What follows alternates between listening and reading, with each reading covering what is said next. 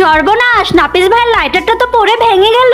এগুলো কিসের শব্দ হলো? হায় হায়, আমার লাইটারটা ফেলে ভেঙে দিলি। নাফিস ভাই, আমি ইচ্ছা করে করিনি, আমি বলটা নিতে গিয়েছিলাম। দাঁড়া, তোকে তো আজকে আমি ডান্ডার বাড়ি দিব। রাজু ভাই, আমাকে বাঁচাও। এই থাম বলছি। আরে নাফিস, দাঁড়া, কি হয়েছে বলবি তো? ভাইয়া দেখো না, আমার লাইটারটা ভেঙে কি অবস্থা করেছে। তো কি হয়েছে? আরেকটা কিনবি তাই বলো অবলা পশুকে মারবি? কত দামি লাইট আমার। তো কি হয়েছে? আমার গুলোর থেকে তো আর দাম বেশি না। সত্যি নাফিস ভাইকে আমি অনেক কষ্ট দিয়ে ফেলেছি, আমাকে কিছু একটা করতে হবে। এই তো বালতিটা নিয়ে নদীতে এসেছি। আরে এটা তো রাজু ভাইয়ের গুলো।